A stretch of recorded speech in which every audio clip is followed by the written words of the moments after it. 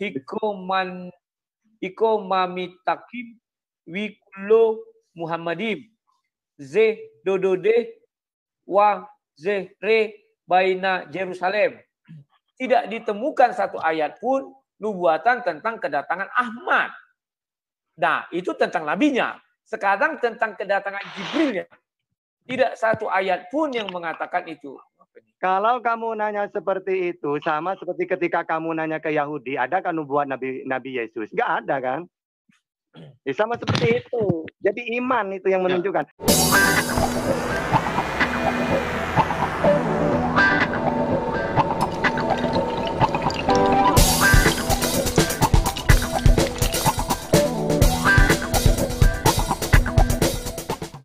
Silakan Ustaz Tata. Mau apa ini? Silakan tanya-tanya sama Bang Rudi itu. Dia katanya mau ditanya-tanya. Tanya aja apa aja tuh. Ya saya juga. Silakan Ustaz. Aku juga suka ditanya.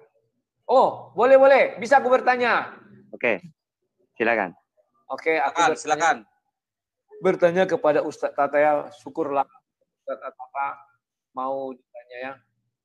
Pertanyaan saya Ustaz Tata, apakah Allah SWT itu pernah berfirman kepada Nabi Muhammad? Pernah. Semua Al-Quran itu kan ayatnya satu bisa. Hah? Apa?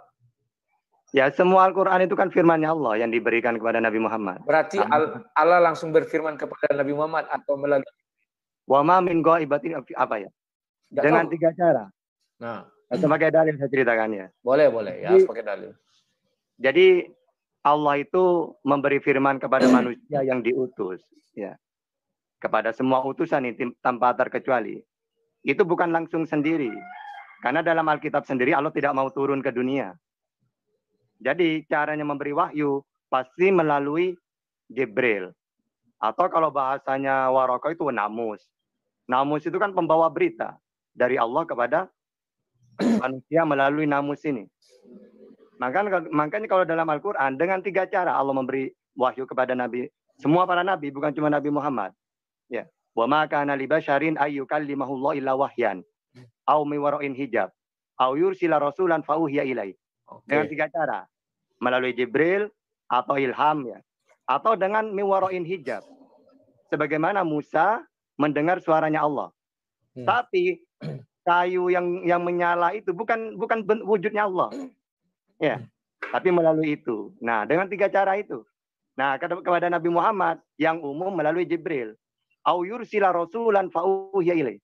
Atau mengutus Jibril untuk menyampaikan wahyu. Nah, gitu. Oke, lanjut, Bang. Sekarang yang menerima suara Tuhan itu Jibril atau Nabi Muhammad? Yang langsung mendengar firman Tuhan itu Jibril atau Nabi Muhammad? Yang langsungnya Jibril. Oh, berarti Jibril Nabi Muhammad kan di dunia. Apakah bisa kukatakan Jibril itu Nabi? Bukan. Kenapa? Karena yang menerima wahyu Allah itu namanya Nabi. Definisi Nabi itu manusia yang menerima firman. Pakai kata manusia ya? Iya. Lalu firman itu tidak wajib disampaikan kepada umatnya. Kalau utusan, manusia yang menerima firman atau ajaran atau wahyu yang wajib disampaikan kepada umatnya.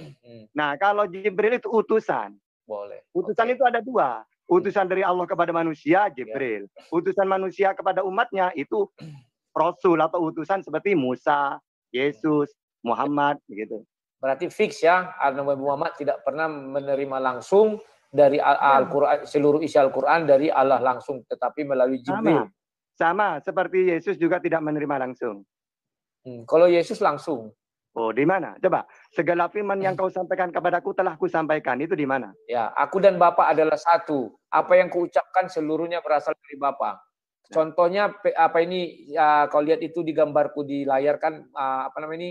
Digitalku. Apa yang diucapkannya itu kan dari aku langsung. Oke, sekarang aku lanjut ya ke pertanyaan kedua. Tadi si Tahta bilang dia mau ditanya. Pertanyaan kedua saya. Apakah Al-Quran yang dalam bahasa Arab itu firman Allah? Iya. Nah, berarti kalau ada orang menyampaikan isi Al-Quran kepada saya, apakah saya Nabi? Ya bukan. Kan sudah tahu definisi Nabi itu siapa? Tadi manusia yang menerima firman Allah. Iya. Ya, saya menerima firman Allah yang dari Al-Quran itu. Apakah saya nabi? Kan sampean bukan diutus sebagai untuk penyampai, tapi pendengar. Kenapa? Anda ibaratkan Semua pendakwah itu diutus kepada masyarakat umum. Kan Ya. disuruh untuk membuat mereka menjadi pengikut Allah SWT. Kan diutus juga itu.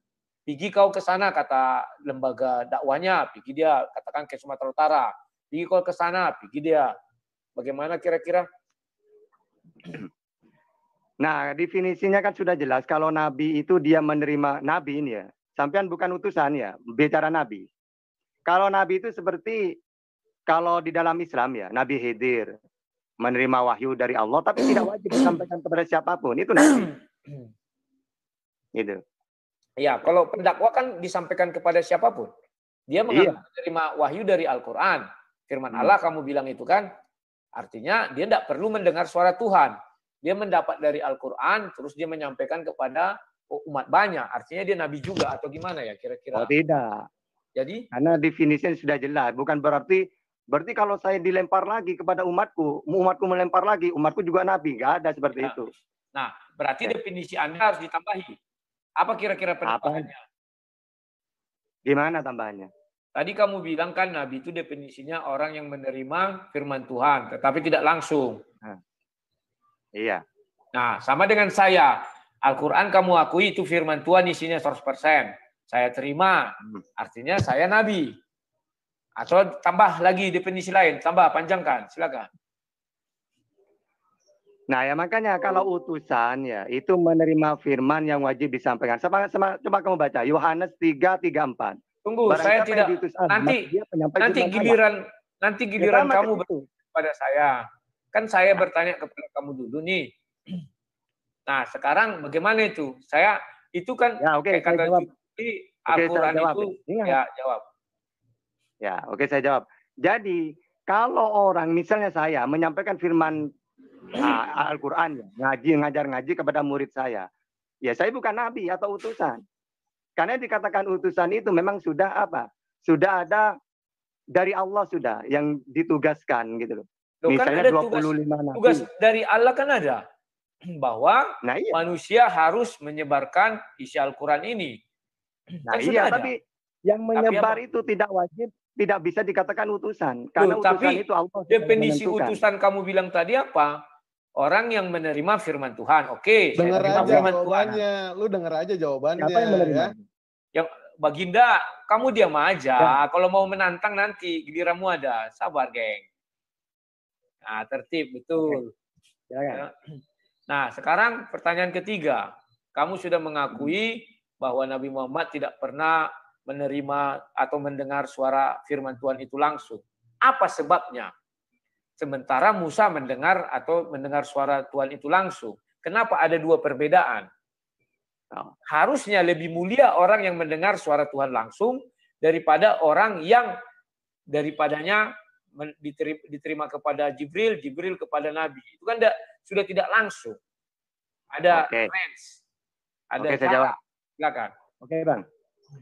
Jadi tilkar rusulu faddalna badahum ala ba. Jadi para nabi itu menerima apa? Diberi keistimewaan masing-masing. Misalnya Musa diberi keistimewaan apa? Wa kallamallahu Musa taklima. Jadi dia bisa mendengar suaranya Allah. Loh, berarti hebat Musa dong dengan Nabi Muhammad. Oh enggak, Nabi Muhammad kan diberi keistimewaan lagi.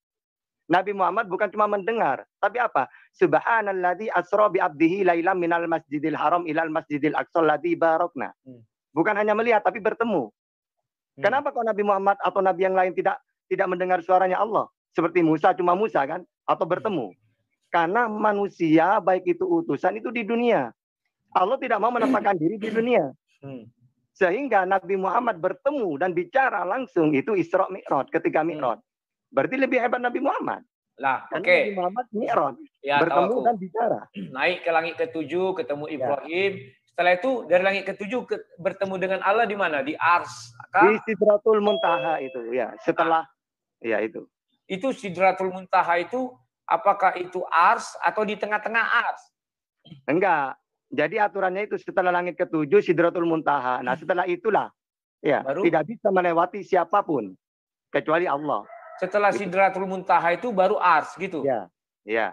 Berarti Nabi Muhammad dengan Allah bertemu di Sidratul Muntaha atau di Ya. Ars. Di Sidratul Muntaha. Tapi Al-Quran mengatakan bahwa Allah bertahta di Ar-Rahmanu 'alal 'arsy Ars. istawa itu ada takwil. Halo? Maksudnya kekuasaan. Ya, Allah bertahta di Ars, tidak boleh keluar Iya. dari Ars. Itu sudah aku jelaskan. Ar-Rahmanu 'alal 'arsy istawa itu maksudnya singgasana situ ibaratkan gini. Di takwil itu kekuasaan. Karena Allah laisa kamitslihi syai'un, tidak butuh tempat. Kok nggak butuh tempat? Al-Quran jelas-jelas mengatakan Udah, tempatnya dan di melebar Ars. kemana-mana. Ini mau melebar atau gimana? Atau Enggak. mau diteruskan? Masih terus itu. Oke. Dulu kita mau melihat di mana posisi Allah bisa berbicara kepada Nabi Muhammad. Kan itu penting. Iya, Kalau di kamu Sidratul bilang Muntaha. di luar dari Ars, artinya Allah itu pernah keluar Ars. Sementara Al-Quran mengatakan dia hanya di Ars, yang bertata di Ars, tidak kemana-mana. Artinya kalau sempat keluar, artinya bagaimana? Coba. Terus yang saya agak bingung, bahasa apa yang dipakai Allah berbicara kepada Nabi Muhammad? Nah, itu walau a'lam, kecuali wahyu. Kalau wahyu itu memakai bahasa di mana dia mengutus. Misalnya Israel, bahasa Israel, apa di situ? Berarti bisa, Kalau ketika- ya, berarti bisa aku katakan bahasa Arab. Ya bisa juga. Bisa juga. Karena di Berarti situ, karena di situ Allah, bukan di dunia. ya, berarti Allah dalam satu sisi setara manusia, yakni Tidak. berbisa berbahasa Arab. Oh ya tidak, enggak seperti itu. Laisa kamitslihi syai'un. Gimana? Loh, Tapi kamu gimana? bilang bahasa Arab. Ya, Allah memberi bahasa kepada manusia, misalnya wahyu di dunia melalui enggak, bukan di Mana dunia. Sidratul Muntaha yang kita bilang. Sidratul Muntaha itu wallahu a'lam. Kok walau-walam, tapi ya, Nabi Muhammad mengerti bahwa dan dikatakan di Al-Quran juga bahasa surga itu bahasa Arab. Allah itu mengetahui semua bahasa apapun. Nah, makanya ketika di gitu aras itu ya. ya terserah walau a'lam gimana caranya Allah. Kalau memang mengetahui Nabi semua bahasa, kenapa harus bahasa di surga jadi bahasa Arab?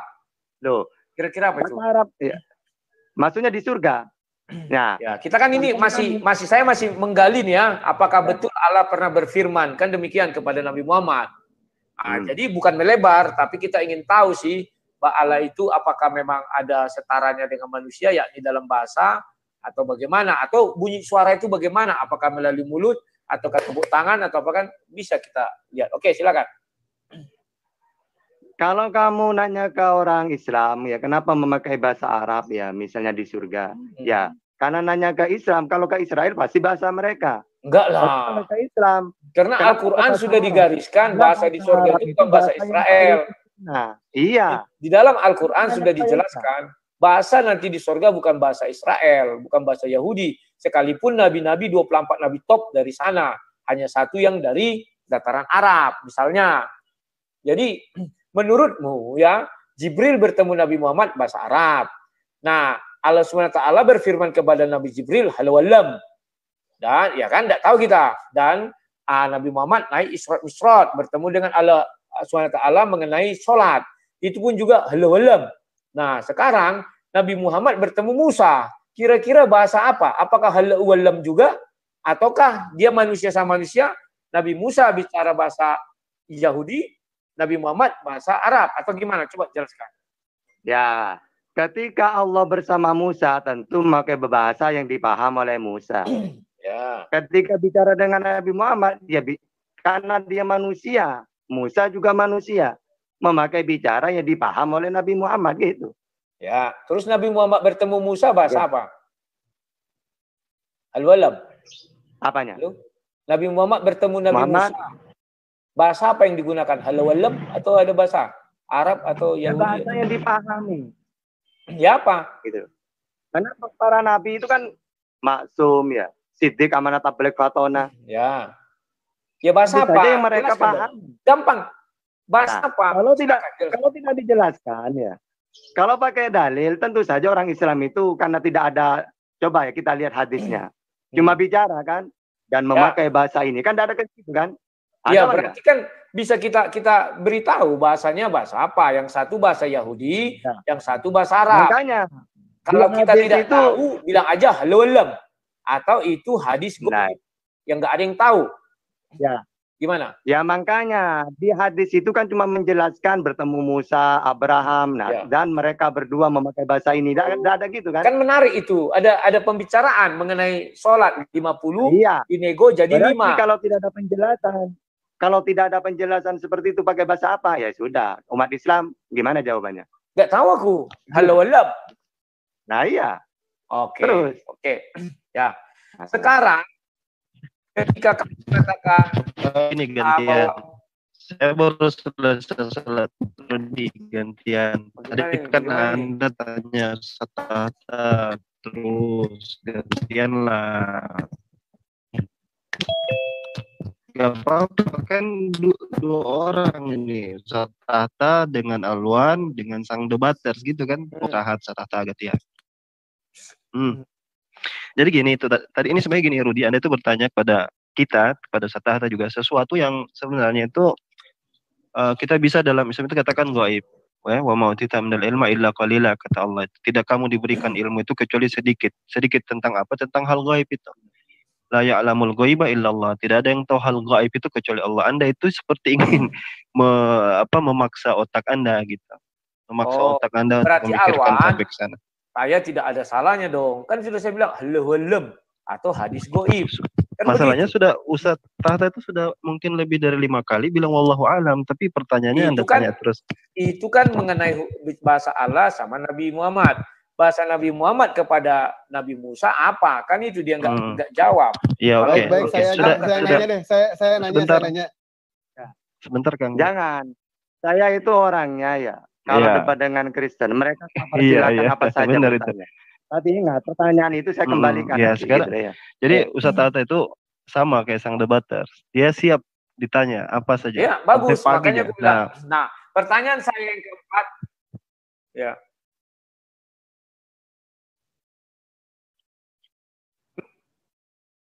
Waduh, ini yang channelnya apa?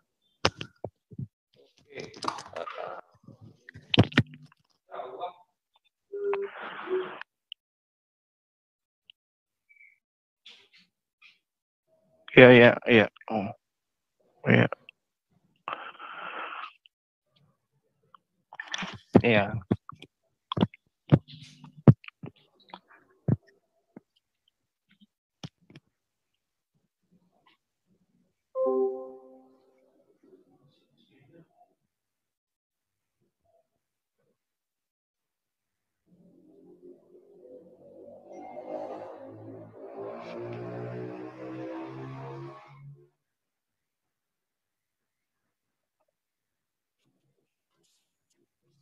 Ya. Udah. Ini enggak saya suka itu ya begitu. Tidak bertanggung jawab. Dibilangnya ya saya live. Rupanya tidak live.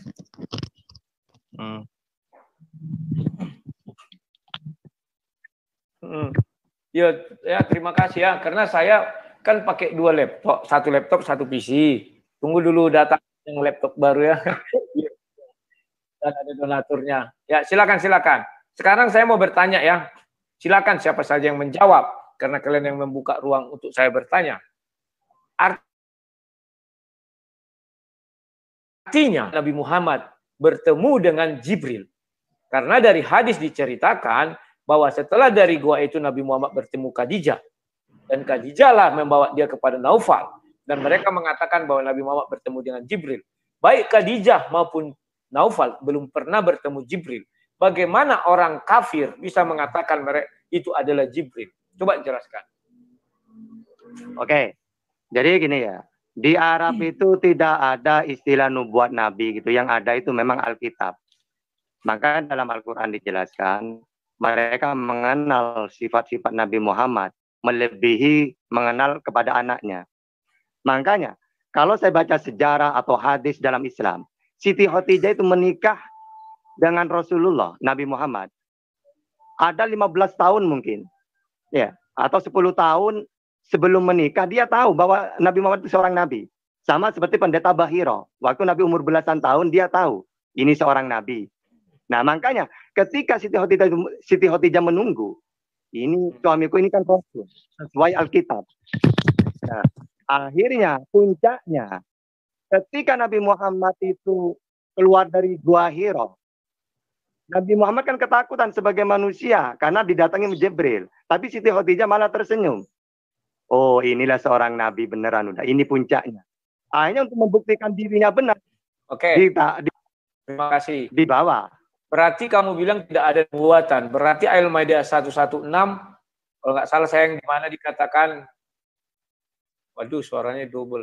Di mana dikatakan situ Nabi Isa mengatakan akan datang Nabi setelah aku yang bernama Ahmad. Itu tidak ada juga. Atau bagaimana ya? Itu yang pertama. Itu yang kedua, nubuat. Kamu bilang tidak ada nubuatan. Ayat itu nubuat. Loh, ayat Al-Maidah itu ya, apa? Ahmad itu ya, di dalam Al-Maidah, wa basyiran bi rasulin ya'ti min ba'dihi Ahmad. Ya, oke lah. Itu justru nubuat. Ya, berarti kamu cabut dulu kata-katamu tadi, kamu bilang dalam Islam tidak ada nubuatan. Oke. Anggap itu ada. Itu menceritakan Nabi Isa. Ya, itu nubuatan Nabi namanya. Isa dulu ya itu. Kan belum datang, Ahmad itu belum datang, akan datang Arab. itu nubuatan. Nah, itu kan Isa yang mengatakan. Apakah Isa orang Arab? Nah, oke, itulah nubuatan. Artinya nubuatan ya. Kan aku bilang, di dalam sekarang Quraisy tidak ada mengerti nubuat orang Quraisy. Sekarang bagaimana Allah SWT memberikan pemahaman atau pengertian kepada kafir. Sementara Allah SWT benci kepada kafir, maksudnya tidak menerima kafir. Khadijah kafir bisa melihat tanda Nabi kepada Nabi Muhammad. Apalagi kamu bilang tadi setelah keluar dari goa, dan semua yang mengatakan Nabi Muhammad Nabi adalah kaum kafir. Ya, penyembah berhala, yakni Yesus atau Isa. Kan itu kafir itu kan. Jadi kamu bilang, keluarlah Nabi dari goa, maka Khadijah bilang, oh ini seorang Nabi begini-begini. Khadijah saja nggak pernah bertemu Jibril. Yang pernah bertemu Jibril adalah Maryam. Harusnya hanya Maryamlah yang orang terakhir yang bisa mengatakan kepada Nabi Muhammad, inilah bertemu Jibril. Khadijah nggak bisa. Oke. Tapi kitabnya Siti Khadijah kan mereka tahu tentang Namus atau Jibril. Coba, Waraqah bin Nawfal apa tidak tahu dengan Jibril itu bahwa di pembawa berita sebagaimana di Lukas pada hari ke-6 Tuhan mengutus Jibril kan gitu. Nah, sehingga kalau Waraqah atau Khadijah wah ini Namus atau Jibril, ya wajar dong. Mereka tahu kan mereka ahli kitab. Oke, tahu. Sekarang saya tanya, apakah kitab Waraqah itu ada Injil, Matius, Markus, Lukas? Kalau itu ada, berarti Allah SWT mengimani kalian untuk mengimani Bible itu. Jangan malu-malu. Ya, Injil Yohanes, Markus, itu punya saya, kata Allah SWT gitu ya. Islam tidak menyebutkan Yohanes apa enggak. Intinya Waraqah itu menterjemah Alkitab atau Injil. Nah, karena gini, Eropa dengan Islam ya, itu tidak sama kitabnya. Walaupun apa ya, Nasrani ya, apakah pasti mentuhankan Yesus? Oh tidak. Ya, karena memang setelah Yesus ditinggal, umatnya tepatnya menjadi 3. Ada yang sesat, ada yang masih lurus. Yang lurus ini kebanyakan kesam gitu itu. Waraqah itu tidak mentuhankan Yesus loh. Sudah. Ayo. Iya. Oke. Waraqah kamu bilang itu tetap kafir. Bagaimanapun itu kafir. Kafir maksudnya kafir gimana? Kafir itu kan menolak Nabi Muhammad. Bukan, kafir tidak beriman kepada Allah SWT. Itu yang definisi kafir. Waraqah tidak beriman apa beriman menurut kamu? Kalau menurut kamu tanya saya, Waraqah tidak mengenal Allah SWT. Maka dia tidak beriman kepada Allah SWT.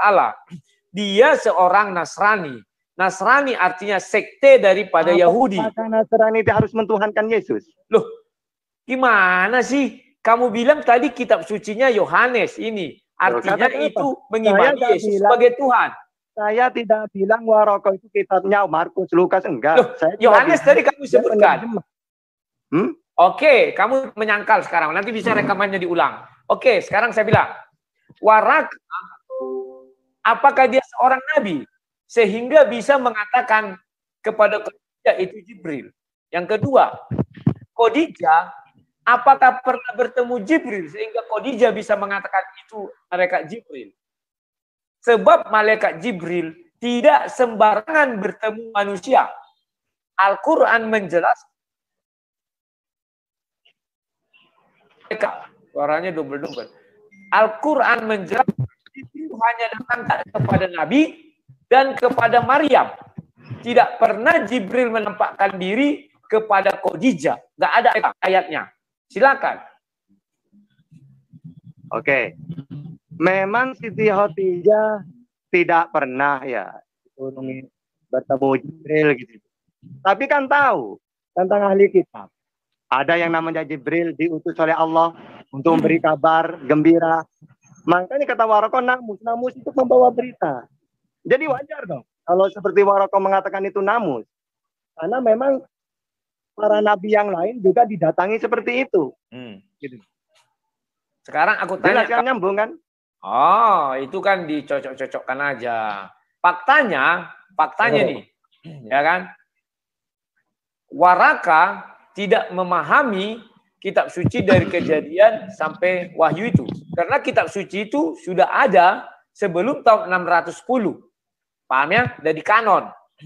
Kedua, Khadijah juga tidak mengerti bagaimana ciri-ciri Jibril. Ya, kalau Waraqah paham isi kitab yang terdahulu, contohnya ucapan Nabi Isa atau katakanlah Yesus, karena Waraqah adalah Nasrani, maka Waraqah akan percaya dengan kalimat ujilah roh tersebut. Nah, sekarang Jibril datang, saya nggak tahu apakah dalam wujud manusia apa wujud roh. Kalau daripada cerita hadis, wujud manusia karena bergulat. Sama seperti Yakub. Malaikat berubah wujud manusia dan bergulat. Kan demikian. Pertanyaan saya sama si siapa tadi itu? Si Baluhab. Bagaimana si Waraqah dan Khadijah bisa mengenali itu adalah Jibril dengan tepat. Sementara mereka tidak tahu ciri-cirinya.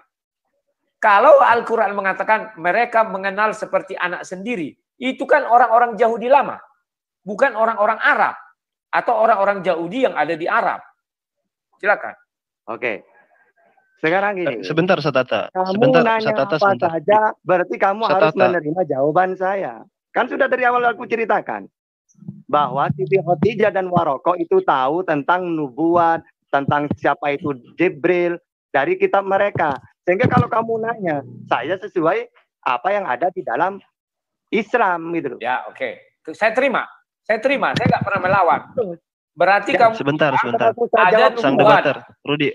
Al-Quran hanya menjelaskan nubuatan itu hanya ada di surah Al-Maidah 116. Artinya Waraqah maupun Khadijah tahu dari kitab Nabi Isa. Saya sudah cari kitab Nabi Isa baik yang ada sekarang, tidak ditemukan satu ayat pun nubuatan tentang kedatangan Ahmad. Nah, itu tentang nabinya. Sekarang tentang kedatangan Jibrilnya.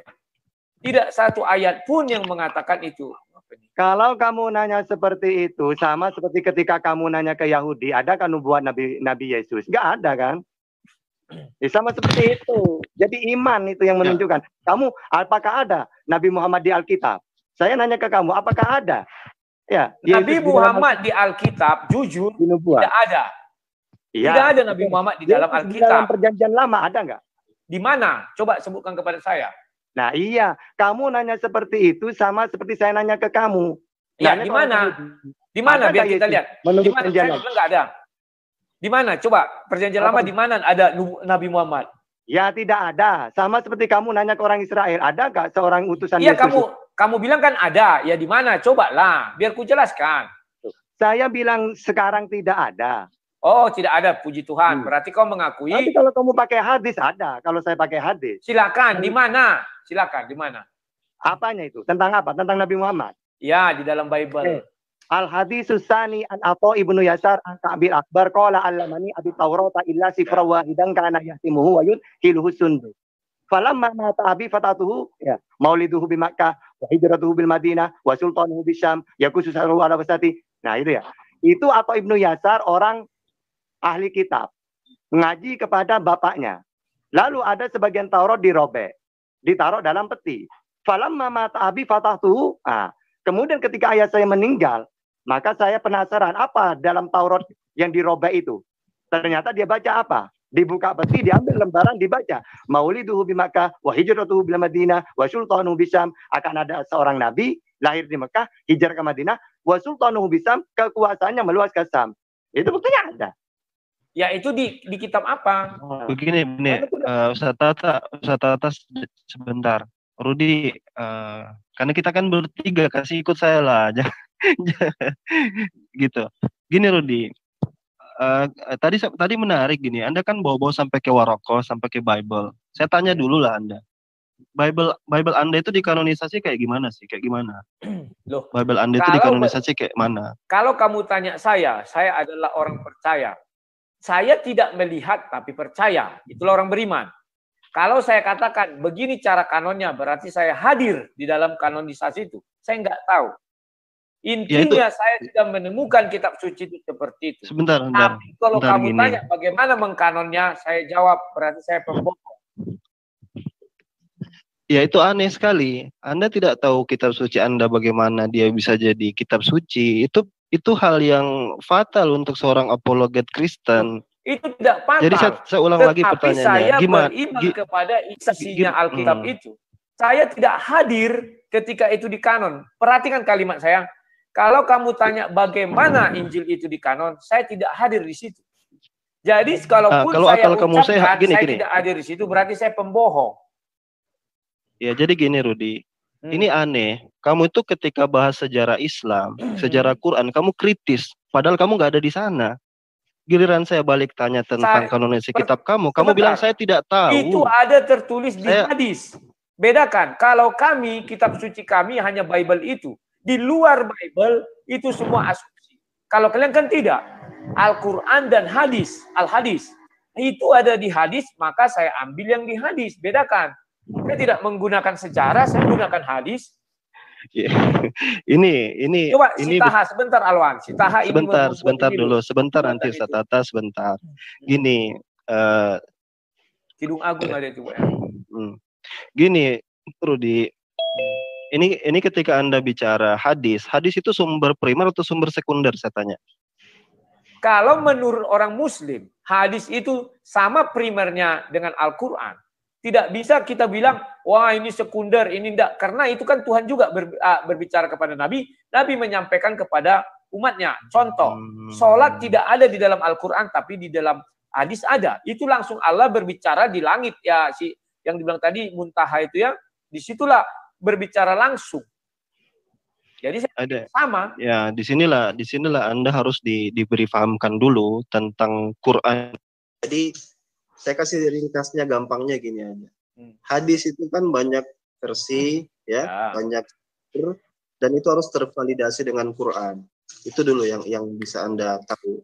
Nah sekarang gini Rudi, yang aneh itu gini, Anda itu nggak mau tahu tentang asal muasal kitab suci Anda, kan? Anda seperti enggak, atau memang Anda enggak tahu sama sekali itu bisa saja nanti ada satu kitab yang nyeleneh, Anda bisa anggap saja itu kitab suci kan? Tanpa harus Anda tahu kan asal muasal kitab itu kan gitu ya. Berarti keinginan kamu ada kitab setelah Bible itu juga kitab nyeleneh. Halo? Bagaimana? Halo. Halo ya. Halo? Kedengaran ya? Kedengaran. Bukan. Paling tidak saya berpikir Rudi Yohanes itu orang yang kritis. Saya kritis. Iya. Saya adalah pengikut. Ingat, mohon dipahami. Saya adalah orang yang beriman. Saya mengikuti iman yang ada dalam Bible. Kalau saya tidak percaya satu ayat, maka saya tidak boleh beriman kepadanya, harus ditinggalkan. Kalau kamu tanya bagaimana cara mengkanonisasi, kan kamu tanya kepada saya tidak hadir pada saat itu. Sehingga tidak tahu saya bagaimana cara mengkanonnya. Tetapi kalau kamu tanya bagaimana menurut sejarah, jangan menurut saya. Tetapi menurut sejarah baru bisa saya jawab. Kamu googling lah, bacalah di Google itu, selesai. Kalau begitu Rudi, bagaimana bisa Anda tahu Bible itu firman Tuhan? Saya tahu Bible itu firman Tuhan. Pertama, hanya Bible lah yang berani mengatakan penciptaan manusia apa hari pertama, kedua, ketiga, keempat, dan sebagainya. Itu sangat riskan. Tidak satu kitab suci pun berani menjelaskan hari pertama sampai hari ke-7. Tak satu pun. Itu saja dulu saya bilang kepada semua orang bahwa itu Tuhan, betul sesungguhnya Tuhan. Oke. Sayangnya itu di kejadian itu punya orang Yahudi dan di tidak masalah. Kami kan memang menyembah Tuhan orang Yahudi. Kenapa? Kami tidak pernah mengambil kitab Yahudi terus kami bilang mereka merubah-rubah. Nggak pernah orang Kristen mengatakan itu. Mengakui bahwa Tuhan yang disembah Abraham, Ishak dan Yakub itulah juga yang kami sembah. Dan kami sadar bahwa Tuhan yang disembah Abraham, Ishak dan Yakub tidak akan pernah berada di tengah-tengah bangsa lain selain bangsa Israel. Maksudnya hadir ya. Tetapi kami ini bisa ikut ke sana karena kasih karunia. Tidak kami sok-sokan. Wah, kami Tuhan kami itu nggak mau kami nggak mau. Tapi kami akui bahwa karena kasih karunia Tuhanlah makanya kami bisa ikut nanti ke surga. Bukan karena kami bertuhankan orang Yahudi langsung, tidak. Oke, itu cuma ada di Kejadian. Tapi dari sekian banyak kitab yang lain itu tidak ada. Di Matius tidak ada. Berarti Anda tidak percaya Matius itu firman Tuhan karena nggak ada kisah itu di Kejadian. Begini saya jelaskan. Bible itu adalah kitab suci yang terurut. Dan itu sudah dibuat di dalam satu kitab. Jadi ngapain diulang lagi itu? Sudah disebutkan dari awal ini berurut terus. Ya, tetapi di kitab Perjanjian Baru memang ada dijelaskan mengenai hari ke-7, apa itu dan sebagainya. Ya. Jadi itu bukan harus diulang, nggak harus diulang. Itu satu kitab kan, itu kan Bible kan kumpulan kitab-kitab, ya kan? Ya, betul. Bilang di Kejadian itu saya percaya firman Tuhan itu karena ada cerita tentang penciptaan. Ya. Itu hanya di Kejadian. Tapi Anda ayat kitab-kitab yang lain itu gimana bisa Anda percaya? Ini penulisnya beda-beda loh. Loh, kan sudah kamu bertanya kepada saya tadi awalnya. Bagaimana kamu mempercayai Bible? Ya, saya percaya Kejadian 1. Oke, Kejadian, percaya Kejadian. Bagaimana kitab yang lain? Kenapa? Kitab yang lain. Tuhan, ya. Dari Kejadian sampai Maliaki, itu Perjanjian Lama. Di situ Tuhan menunjukkan kasih-Nya di Kejadian 1 ayat 3. Adam yang berdosa dicari Tuhan. Hai Adam, di manakah engkau? Maka saya melihat mulai dari Matius sampai Wahyu. Tuhan yang kami sembah juga mencari kami orang berdosa. Hai, di manakah engkau? Itulah. Jadi saya percaya sama. Tidak ada perubahan. Tidaklah langsung dikatakan di situ Tuhan kami tidak promosi lagi. Sembahlah aku. Hanya iblis di Matius 4 yang minta disembah. Itulah sebabnya saya percaya itu adalah kitab suci. Kalau ada kitab suci setelah Maliaki meminta dia disembah, promosi dia disembah, itu adalah iblis. Kitab suci iblis. Maaf. Anda menuduh Perjanjian Baru. Begini, ya. Begini, Rudi, Anda harus coba konsisten dan fokus. Anda tadi bilang Anda percaya itu kitab suci. Bible itu nggak seperti Quran, satu kitab suci. Bible itu kumpulan dari kitab-kitab, ya kan? Anda bilang satu saja yang saya yakini, karena di situ ada cerita penciptaan bumi, ya kan? Penciptaan alam semesta. Maaf, apakah Al-Quran bukan sekumpulan surah-surah? Jangan lari ke Quran dulu. Fokus. Tadi kamu bilang Al-Quran bukan kayak Bible, kumpulan kita. Contohnya diberi kepada lebah. Ada misalnya ya. Kan ada kitab lebah, kitab sapi betina, kitab ini segala macam. Kan itu surah itu. Iya. Jadi yang kan kumpulan itu kumpulan. Beda. Kalau Bible itu kumpulan buku. Nah, itu orang tahu kan, yang nulis kan beda-beda. Misalnya gini, Matius kan tulis Matius. Ya. Anda kan Yohanes yang tulis Yohanes misalnya. Nah, satu-satu itu Anda harus percaya satu-satu itu kan, tanpa harus lihat sejarah gitu. Jadi alasan pertanyaan saya gini, Matius dulu lah, Matius. Kamu percaya Matius itu firman Tuhan dari mana? Loh, kan sudah saya jelaskan dari isinya. Matius, Markus, Lukas itu kan sama. Hanya penulisnya beda dengan sudut pandang yang berbeda. Kan sudah saya jelaskan dari dulu-dulu. Masa harus saya ulang-ulang? Ya. Apa yang tertulis di Matius ada di Markus, Lukas. Hanya mungkin sudut pandang yang agak berbeda. Nggak masalah. Di Bible itu ada nggak yang tulis Matius itu? Yang penulisnya nulis namanya. Nggak ada kan ya? Atau ada? Ya nggak mungkin lah. Dia kan hanya menuliskan kesaksian daripada apa yang dilakukan Yesus. Nama dia tak mungkin tulis dari situ. Oh, aku Matius begini bogono. Berarti dia memperkenalkan dirinya di situ. Tidak ada itu. Tapi kalau disebut nama Matius, Markus, Lukas, Yohanes ada murid Yesus kan? Terus kenapa ada kata menurut? Ya, jelaslah ada. Karena orang itu sumber daripada penulisan kitab suci pertama kan cerita turun-temurun. Alkitab sudah menjelaskan itu. Rahasia yang diceritakan nenek moyang dari turun-menurun Karena mereka berada di tengah, Tuhan berada di tengah-tengah bangsa Israel. Jadi mereka turun-temurun. Yang menjadi masalah, kalau Tuhan tiba-tiba ada di tengah-tengah bangsa lain. Nggak ada itu, pembohong itu, pembual. Tuhan selalu berada di tengah-tengah bangsa Israel, maka harus orang Israel. Karena Tuhan ada di tengah-tengah mereka. Kalau ada tiba-tiba di tengah-tengah orang Batak, pembual, pembohong. Ya, sekarang gini, kisah para rasul itu yang tulis siapa? Itu juga orang Yahudi. Siapa? Itu kumpulan dari para rasul. Ya para rasul itu 120 orang di loteng Yerusalem kan orang Yahudi semua itu. Itu semua 120 orang.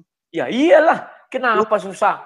Anda diketawai nanti sama orang Kristen ini. Kenapa harus diketawai? Mau kau bilang itu Petrus, mau kau bilang itu Rasul Paulus. Oke, siapa itu yang 120 orang rasul? Rasul-rasul. Wah, siapa? Kok enggak? Saya kan aku bilang, saya tidak hadir ketika penulisan. Orang yang apa? ada adalah asumsi manusia. Asumsi pakar, asumsi ini. Mereka tidak hadir. Bohong Maksudnya itu semua. Kita pun jadi nggak jelas gitu. Kita jadi nggak tahu itu siapa yang tulis 120 rasul itu siapa yang tulis. Di situ sudah dijelaskan, para rasul ada di situ, ya kan? Iya. Artinya semua rasul itu membuat sebuah pengakuan yang dituliskan oleh para rasul juga. Siapa? Siapapun itu, namanya tetap para rasul. Siapapun itu siapa? Kok tetap para rasul? Gimana sih? Mau Lukas? Tetap para rasul. Mau Paulus? Tetap para rasul. Mau Petrus? Tetap para rasul. Silakan, apa lagi? Tadi mana sih lagi itu kata gini. Setengah jam lagi ya, karena aku jawab tadi ya. Saya udah gini saja. Saya mau melemparkan pertanyaan aja dulu. Apa yang dia tanyakan ya? Kamu bertanya kan? Oh, mau bertanya lagi? Oh, silakan, ayo. Oke, Le. Saya masih tetap mengejar firman Tuhan. Ya. Karena kita jangan lari lagi. Khadijah tidak pernah mengetahui ciri-ciri Jibril. Itu fakta. Iya, itu kan menurut kamu. Ya, silakan. Kalau menurut kamu si Khadijah tahu ciri-ciri daripada Jibril, kasih hadisnya. Silakan, kasih. Karena kalau saya minta memang di Al-Quran, memang kamu nggak bisa mengambil. Silakan, kasih. Iya, saya itu ya mempelajari Islam itu, Quran, hadis, sejarah, semuanya dalam Islam tahu. Memang antara Waroko, Siti Khadijah, Waroko bin Nofel, Pendeta Bahiro, itu tahu sifat-sifatnya Nabi Muhammad. Gitu loh. Makanya coba kamu baca sejarah Ainul Yakin, ya, Nurul Yakin, ada kitab dalam Islam. Ya. Itu pelajaran anak-anak. Iya, itu kan mengenai Nabi Muhammad. Saya tidak melawan. Mengenai Jibril, ciri-ciri Jibril itu siapa yang tahu? Coba, bagaimana orang Nasrani tidak tahu tentang Jibril? Nggak tahu. Menurut kamu orang tahu Jibril itu hanya Maryam. Karena Jibril bertemu langsung Maryam. Kami orang Nasrani atau orang Nasrani dulu sama orang Kristen hanya tahu Jibril ada. Tapi tidak pernah melihat Jibril. Saya tidak pernah. Walaupun saya tidak pernah berjumpa Jibril, tapi saya tahu dari kitab saya bahwa Jibril itu utusannya Allah. Betul. Apakah saya percaya harus bertemu dulu? Al-Quran belum ada saat itu. Yang ada adalah hanya Bible. Atau perjanjian lama atau perjanjian baru. Orang Nasrani di Arab, mereka kan punya kitab. Apakah mereka tidak tahu apa itu Jibril? Jibril itu mereka tahu Jibril, tapi ciri-ciri Jibril tidak tahu. Itulah sebabnya ada sekte sesat. Tapi di dalam Nasrani pun ada sekte bahwa sesat. Yang namanya Jibril itu penyampai berita kan dari Tuhan. Betul, kan? Tahu mereka. hanya sampai sebatas itu. Tapi ciri-cirinya nggak tahu. Ciri-cirinya nggak tahu. Ya sudah kalau gitu. Sudah kalau gitu, berarti benar Siti Khadijah. Kok benar dari mana? Ciri-ciri nggak tahu. Hanya tahu bahwa ada utusan Allah namanya malaikat Gabriel. Kalau orang Nasrani Gabriel bilang ya. Cuma nggak tahu bagaimana berubah nama, mungkin dia jadi mualaf, nggak tahu saya. Jadi, iya, berarti Waroko dengan Khadijah tahu berarti tentang utusan. Tahu utusan, tapi ciri-cirinya kan nggak tahu. Sama dengan saya. Saya tahu tentang utusan Tuhan. Tetapi ketika ada orang mengaku-ngaku bahwa dia didatangi malaikat Gabriel, gue bilangnya bukan Jibril, malaikat Gabriel. Nah, buktinya kenyataannya Nabi Muhammad sampai 30 juz itu dapat Al-Quran dari Jibril buktinya. Loh, Kan sudah saya bilang, saya nggak mengurusi itu. Itu benar, saya bilang. makanya. Bagaimana caranya Khadijah? Saya merujuk kepada Khadijah. Kalau saya bilang itu nggak benar, saya kan kurang ajar. Khadijah tahu dari kitab mereka kan, dari Alkitab kan. Siti Khadijah tahunya tentang Jibril. Berarti Alkitab yang mau kamu bilang itu yang mana nih sekarang? Apakah Matius, Markus, Lukas, atau dari Kejadian sampai Wahyu? Nah makanya, yang tersebar ke Arab bukan berarti harus mentuhankan Yesus, Markus, enggak. Yang dalam sejarah Waraqah bin Nawfal, dia menerjemah Injil ke dalam bahasa Arab. Nah, apakah itu harus Injil yang mana? Yang sekarang. Injil yang mana? Coba jelaskan. Matius, Markus, Lukas, Yohanes, atau Injil yang mana? Ya makanya di situ yang jelas bukan kan penerjemah kitab Injil kan cuma gitu kan. Jadi Taha, mereka kau tahu, hanya kan, bisa berasumsi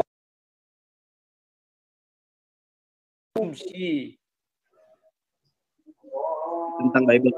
Jadi biar Rudi Yohanes juga tahu bahwasanya di dalam Islam itu seluruh nabi itu membawa pesan yang sama. Makanya orang Nasara, orang Sabi'in yang beriman pada Allah itu bisa masuk dapat pesan apa yang dibawa Nabi Khidir? Coba, saya mau tahu pesan apa yang dibawa Nabi Khidir. Nanti kita ke situ. Nah, tapi sama. Coba. Alladzina amanu walladzina hadu wan nasara was-sabiina billahi wal yawmil akhir wa amilu shalihat falahum ajruhum inda rabbihim wala khaufun 'alaihim wala hum yahzanun. Dalam situ Allah katakan bahwasanya sesungguhnya orang-orang yang beriman, orang-orang Yahudi, orang-orang Nasrani dan orang-orang Sabi'in. Siapa saja di antara mereka yang beriman kepada Allah dan hari akhir dan melakukan kebaikan, mereka mendapat pahala dari Tuhannya, tidak ada rasa takut pada mereka dan mereka tidak bersedih hati. Bisa katakan apa? Bahwasanya pesan mereka sama. Makanya Nabi Ibrahim itu mengatakan ana awwalul muslimin. Nabi Ibrahim itu mengatakan saya adalah orang yang paling pertama muslim. Ya. Maksudnya bahwasanya bahwasanya muslim itu adalah gelar bagi yang menerima Allah Subhanahu. Bukannya Adam yang pertama muslim kok jadi Ibrahim? Gimana sih? Ya, bingung sendiri. Ya, awal di situ artinya terutama. Jadi belajar bahasa Arab. Ya. Kok enggak Ibu Adam yang terutama. Ya. Kan dia terutama melihat di pintu sorga itu ada tulisan Arab. Katanya kan istilahnya tulisannya Nabi Muhammad gitu. Sudah gimana sih kan ada hadisnya itu. Jadi kalau ada yang bingung, Adam yang pertama bukan Adam nomor 1 nomor muslim. Kalau kata awal di situ, ana awwalul muslimin, kata Ibrahim maksudnya itu saya muslim yang terutama, bukan yang pertama gitu. Bukannya Nabi Muhammad yang terutama atau Nabi Isa kan dibilang terutama di dunia dan di akhirat. Gimana sih? Dalam Islam itu para nabi itu punya ulul azmi namanya. Ulul azmi itu orang terutama. Nah, sekarang gini, semuanya kan ulul azmi. Saya jangan dialihkan. Nah, fokusnya gini, maksud saya pesannya sama, maka apa yang diajarkan juga sama. Apa ajaran Nabi Khidir? Coba jelaskan, saya ingin tahu. Nabi Khidir itu Habidis. Itu nabi yang mana firmannya tidak wajib disampaikan kepada umatnya. Kenapa tidak wajib? Ada dia Nabi Khidir bertemu dengan Musa. Apa kira-kira ajarannya? Saya ingin tahu karena sama katanya semua ajaran Nabi. Ajarannya itu cuma kata-kata hikmah. Ya apa? Sebutkan. Kasih ayatnya. Ya. Sebentar. Ya, sama jadi, seperti itu di surat Kahfi itu. Iya, seperti gitu. Nah, jadi ketika seluruh para nabi, para rasul membawa pesan yang sama, maka termasuk kitab sucinya juga. Yang jadi masalah ada itu tidak tahu apa kitab suci muasal yang Anda pegang. Makanya Anda bertanya, apakah sama kitab suci Waraqah yang dia pegang dengan punya kami sekarang? Jadi gimana? Saya kan tidak mengurusi itu. Ya, yang dipegang Waraqah itu mungkin versi bahasa Arab. Menariknya itu begini. Yang saya pegang adalah versi bahasa Indonesia. Kenapa? Apa yang susahnya di situ? Yang susahnya itu begini. Anda itu seperti padahal itu penting. Jadi Anda enggak. Oke, kalau kamu merasa itu penting, coba tunjukkan di kitab yang dipegang Waraqah ada Al-Maidah 116. Akan datang Nabi setelah aku bernama Ahmad. Buktikan. Ada enggak di Injil yang dipegang Waraqah mengenai isi nubuatan itu, firman Allah itu? Coba buktikanlah kalau mampu. Iya, jadi begini. Ketika kita bicara rekonstruksi sejarah, ya, Rudi, ketika kita berbicara tentang rekonstruksi sejarah, maka kita harus tahu dulu dari sumber-sumbernya. Makanya tadi saya tanya, Anda pikir itu sumber dari Islam itu, apakah dia sumber itu apa sumber primer? Sebentar lu, ini ada yang menarik ini di layar sekarang muncul ini. Dalam Perjanjian Lama Kidung Agung 5 ayat 16, hikomamitakim wi kullu Muhammadim ze dodode wa zehre baina Jerusalem. Kira-kira apa yang mau ditampilkan ini, yang mau dibicarakan kepada saya? Coba dulu, aku ingin tertarik. Siapa yang menampilkan ini? Apa yang mau ditampilkan? Coba jelaskan kepada saya. Yuk. Ada yang bisa menjelaskan? Kidung Agung 5 ayat 16 kan ya. Kira-kira apa maksud tentang itu? Apa yang mau ditampilkan kepada saya? Saya yang menampilkan Bang Rudi. Oh, silakan. Apa yang mau kamu kirimkan? Bang Awan nggak apa-apa atau Bang Ustaz Tata? Silakan. Yes. Oke. Itu dalam sebuah Kidung Agung itu dikatakan seperti itu. Mikol jadi Muhammadim itu adalah bentuk penghormatan. Itu bentuk penghormatan. Dan tidak cocok untuk dikatakan itu. Dan sekarang, itu adalah nubuatan tentang Nabi Muhammad. Sip. Berarti Kidung Agung bukan kitab porno ya? Saya tidak bilang kitab porno. Kita tidak usah lari dari kitab. Ya betul. Kalau ada orang Muslim mengatakan kitab porno, maka terkutuklah dia. Itu kayak Waloni dan lain-lain. Itu orang-orang terkutuk. Saya setuju dengan Anda. Karena tidak mungkin nubuatan Nabi terlahir dari kitab porno, ya kan? Nah, saya tidak bilang seperti itu. Saya bilang kitab Kidung Agung bukan kitab porno. Anda harus jangan membangun persepsi, Pak. Jangan membangun persepsi. Jangan ngambil kesimpulan dong. Sebentar. Kalau ngambil kesimpulan, ya. Bang Dewa, salah. Kalau memang saya diberi kesempatan, saya akan bicara gitu. Kalau tidak, ya silakan. Tadi sudah saya bilang satu persatu. Ya. Tolonglah dewasa. Tadi juga Pak Jo sudah bicara. Kita sudah sepakati tadi yang berbicara adalah Pak Alwan dan Pak Ustadz Tahta. Silakan Pak Ustadz Tahta, dilanjut. Kalau saya itu debat dengan Kristen itu mudahnya gimana? Mereka tak suruh bertanya saja. Tapi pertanyaan itu ingin saya lemparkan lagi gitu. Gimana? Boleh, nggak apa-apa. Memang kewajibannya kita, ya siapa berani bertanya, berani menjawab, dan jangan kerja kau bertanya aja. Silakan. Jangan asumsi. Oke, Bang Rudi, buka. Yang dewasa ya. Kalau kalian menyela, silakan menyela. Tak buka sesi lagi ya, untuk khusus yang menyela. Oke, Bang Rudi, buka coba. Mic-nya dibuka, mic-nya. 20 menit ya, karena aku nanti dengan si Farhan jam 4. Oke, siap. Silakan. Ya. Yang noise, silakan yang noise. Bang Rudi, ya, saya mau nanya gini. Tadi tentang firman-firman gitu ya. Tentang wahyu lah. Yesus kan mengaku diutus. Nah, itu diutus Allah ya. Kata Yesus gitu ya. Ya. Oke.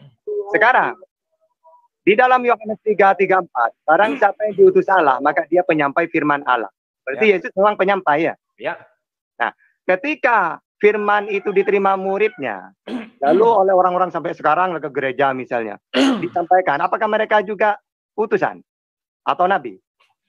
Kami tidak pernah mendefinisikan nabi seperti itu. Oh, jadi zaman Yesus, nabi terakhir namanya Hana. Setelah itu ada nabi-nabi lain. Tetapi itulah sudah dikatakanlah itu namanya rasul. Rasul bagi kami itu adalah penyampai firman Allah. Saya kalau mau dibilang rasul, ya rasul. Kalau saya menyampaikan firman Allah kepada orang banyak. Saya bawa Alkitab, saya menyampaikan kabar gembira. Oke. Karena saya tadi pakai dalil ya. Coba tunjukkan bagaimana caranya Yesus menerima firman dari Tuhannya. Apakah aku dan Bapa adalah satu. Selesai. Menyatu seperti digital saya ini dengan saya. Nah, ini gambaran murahnya. Nah, kamu melihat digital saya, itu utusan saya kepada kamu. Maksudnya jadi semua ucapan digital saya adalah ucapan saya. Maksudnya satu gimana? Kata Yesus, kalau ada 2 orang berdoa, doa itu akan dikabulkan oleh Bapakku yang di surga. Ya. Satu gimana? Satu maksudnya seperti ini. Apa yang diucapkan digitalku, itu yang kuucapkan.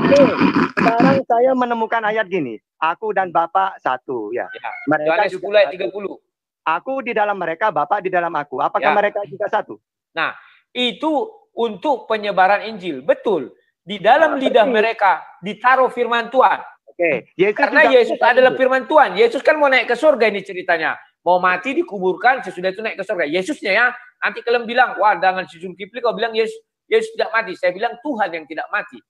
Oke. Nah, Jadi ketika Yesus mau naik ke surga, tentu ditinggalkannya dunia. Itulah sebabnya mengatakan di dalam lidah mereka firman Tuhan ditaruh. Siapa firman Tuhan itu? Yesus. Berarti kata-kata satu itu bukan satu oknum ya? Baik itu Yesus dengan Allah atau Yesus dengan mereka gitu. Sekarang kamu terjemahkan sendiri. Digital saya dengan saya, menurut kamu ada dua materi. Ya kan? Satu digital, satu daging. Apakah kami berdua ada dua? Oke, berarti posisinya mereka dengan Yesus sama seperti posisinya mereka dengan Allah gitu. Karena dua-duanya cuma penyampai gitu. Posisi mereka itu berbeda dengan Yesus. Karena Yesus adalah firman Allah yang jadi manusia. Mereka, firman Allah ditaruh ke dalam lidah mereka. Nah, bedakan ya. Memang betul mereka bersama-sama dengan kita. Karena firman Allah ditaruh di dalam lidah mereka. Oke. Ya. Sekarang tunjukkan 3 dalil. Saya punya dalil bahwa hidup yang kekal itu mentuhankan Allah. Nah, sekarang coba keselamatan. Hidup yang kekal itu mentuhankan Yesus. Itu mana ayatnya coba? Ada nggak? Nemukan. Akulah jalan dan kebenaran dan hidup. Satu. Akulah roti hidup. Siapa yang memakan aku dariku dia akan hidup. Sudah. Akulah pohon kehidupan. Sudah. Akan hidup selama-lamanya. Itu kata Yesus. Saya tidak tanya roti, tidak tanya jalan apa. Itu Yesus. Kan kamu tanya ucapan Yesus. Itu ucapan Yesus. Untuk hidup kekal melalui Yesus itu dia. Apalagi? Iya. Apakah hidup yang kekal itu mentuhankan Yesus? Coba dalilnya mana?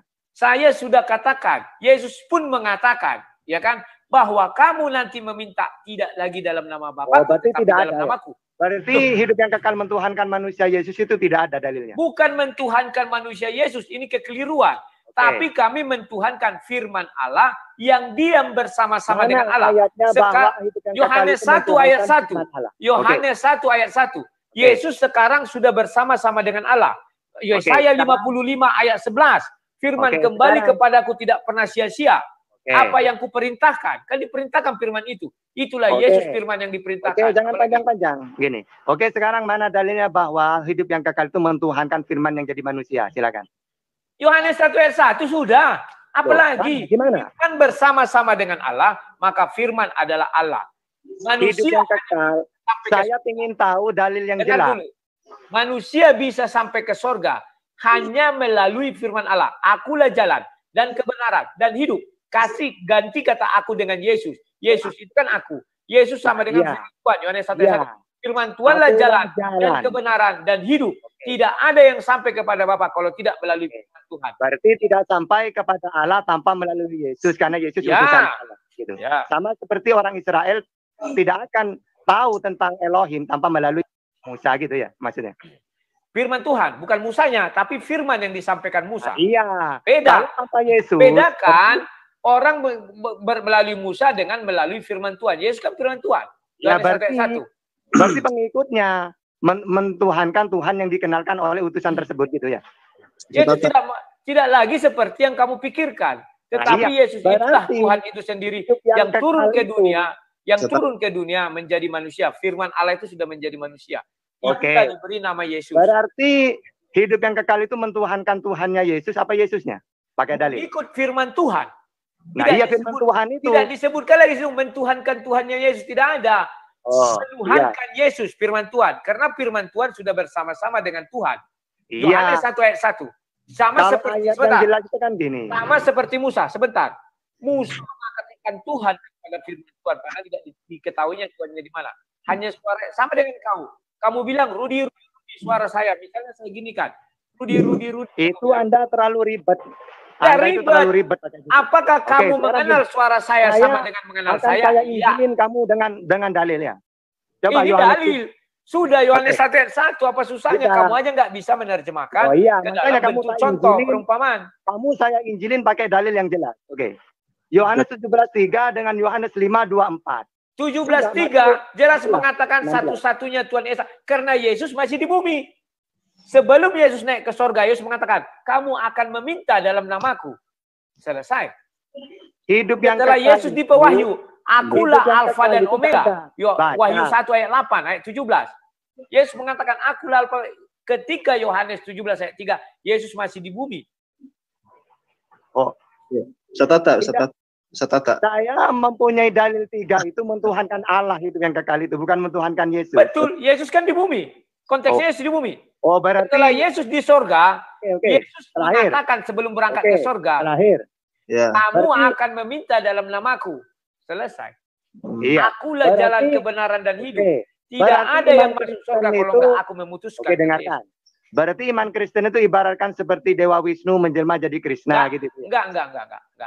Beda. Sekarang gini, beda. Orang mentuhankan Dewa Krishna beda dengan Yesus. Iya, tapi imannya mereka itu tetap itu orang satu. Beda. Apa seperti itu? Kalau mereka mengatakan satu, artinya Dewa Krishna itu siapa yang sekarang kau bilang Dewa Krishna? Siapa yang kau bilang satu? Coba jelaskan. Ustaz Tata. Iya. Oke, begini.